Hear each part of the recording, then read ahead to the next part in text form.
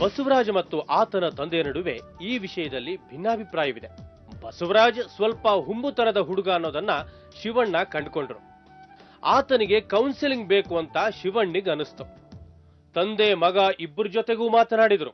ತಂದೆ ತಾಯಿಯ ಮಹತ್ವ ಏನು ಅನ್ನೋದನ್ನ ಶಿವಣ್ಣ ವಿವರಿಸಿದ್ರು. ಬಟ್ ಇವಾಗ ನೋಡಿ ಯಜಮಾನ್ರೆ, ಇವಾಗಿರೋ ಒಂದು ಎಜುಕೇಶನ್ ವ್ಯಾಲ್ಯೂಗೆ ತುಂಬಾ ಇಂಪಾರ್ಟೆನ್ಸ್ ಕೊಡ್ಬೇಕು. ಮಕ್ಕಳು ಆಸೆ ಪಡೋದೇ ಅಪರೂಪನ.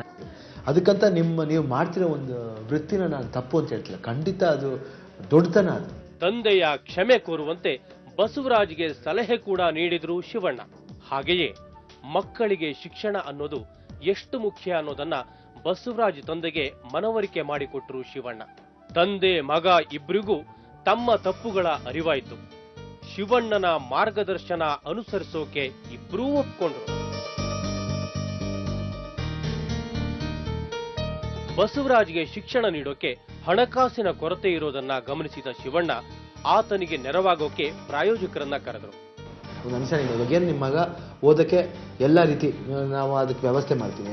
ಒಂದು ಒಳ್ಳೆ ಕಾಲೇಜ್ ಬರುತ್ತೆ. ನಿಮ್ಮ ರಾಣಿಬೆನ್ನೂರು ಹತ್ರನೇ ಇದೆ. ಅವರು ಇವ್ರು ಬಂದಿದ್ದಾರೆ, ಸುನಿಲ್ ಕುಮಾರ್ ಅಂತ ಬಂದಿದ್ದಾರೆ. ಸಬನ್ ಆತನ ಸಂಭ್ರಮದ ರಸ ನಿಮಿಷಗಳನ್ನ ನಾವೀಗ ನೋಡೋಣ. ಇದಕ್ಕೆ ಮುಂಚೆ ನೋಡಿದ್ರಲ್ಲ, ಬಸವರಾಜು ಒಂದು ಹೀಟೆಡ್ ಆರ್ಗ್ಯುಮೆಂಟ್ ಆಯ್ತು.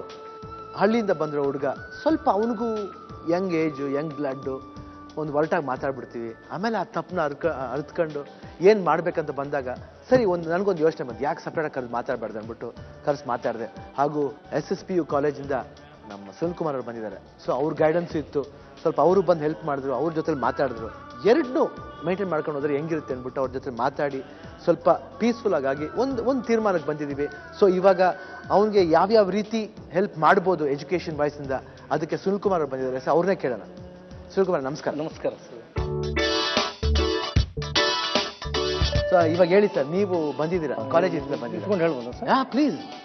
ಏನಂದ್ರೆ ಇವತ್ತು ಎಜುಕೇಶನ್ ಎಷ್ಟು ಮಹತ್ವ ಇದೆ ಅಂತ ಜಗತ್ತಿನಲ್ಲಿ ಅದು ಹೇಳಲಿಕ್ಕೆ ಸಾಧ್ಯನೇ ಇಲ್ಲ. ಜೊತೆಗೆ ನಮ್ಮ ಪಾರಂಪರಿಕವಾಗಿರ್ತಕ್ಕಂಥ ಕಲೆ ಯಾವ ಜಗತ್ತಿನಲ್ಲಿ ಹುಡುಕಿದ್ರು ಸಿಗಲ್ಲ. ಅಂತ ಪಾರಂಪರಿಕವಾದ ಕಲೆಯನ್ನು ಉಳಿಸ್ಬೇಕು ಅನ್ನೋದು ಅವ್ರದ್ದು. ಇಂಥ ಶಿವಣ್ಣವ್ರು ಇಂಥ ದೊಡ್ಡ ಕಾರ್ಯಕ್ರಮ ಮಾಡಿ ಇಡೀ ಕರ್ನಾಟಕಕ್ಕೆ ಎಷ್ಟೋ ಜನರಿಗೆ ಇವತ್ತು ಜೀವನಕ್ಕೆ ದಾರಿಯಾಗಿಬಿಟ್ಟಿದ್ದಾರೆ. ಅಂತ ನಮ್ಮ ಕೈಲಾದಷ್ಟು ಹೆಲ್ಪ್ ಮಾಡೋದು ನಾವು ಕಳ್ಕೊಳೋದೇನಿದೆ.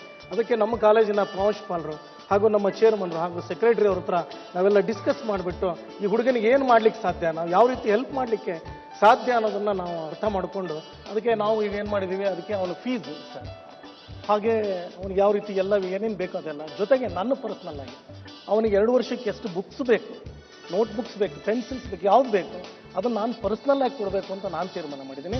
ಫೀಸು ಹಾಗೆ ಇತರೆ ಅನೇಕ ವಸ್ತುಗಳನ್ನು ಇದು ನಮ್ಮ ಮ್ಯಾನೇಜ್ಮೆಂಟ್ ನೋಡ್ಕೊಳ್ಳೋಕೆ ತಯಾರಿದೆ. ಅವ್ನಿಗೆ ಅಡ್ಮಿಷನ್ ನಾಳೆನೇ ಆ ಪ್ರಕ್ರಿಯೆಯಲ್ಲಿ ನಾವು ಕೊಡ್ತಾ ಇದ್ದೀವಿ.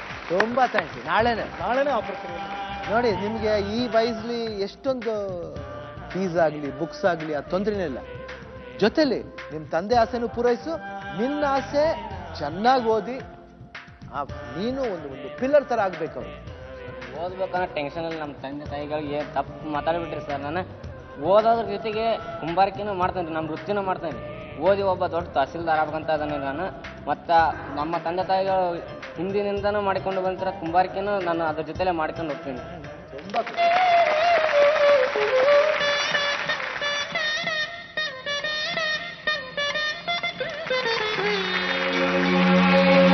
ತುಂಬ ಸಂತೋಷ ಆಯ್ತು. ನಮಗೆ ಏನು ಖುಷಿ ನಿಮ್ದಿರಲ್ಲ ಅಂದ್ರೆ, ಕುಂಬಾರ ಅಂದ ತಕ್ಷಣ ನಂಗೆ ಫಸ್ಟ್ ಜ್ಞಾಪಕ ಬರೋದು ನಮ್ಮ ಅಪ್ಪಾಜಿ. ಹೌದ್ರಿ, ಭಕ್ತ ಕುಂಬಾರ.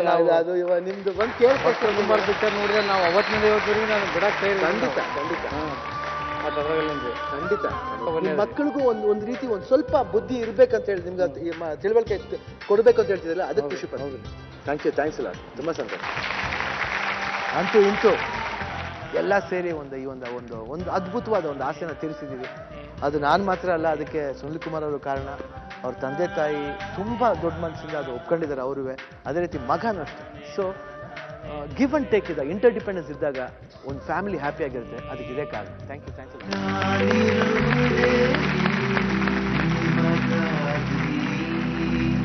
ನಾನಿರುವುದೇ ನಿಮಗಾಗಿ.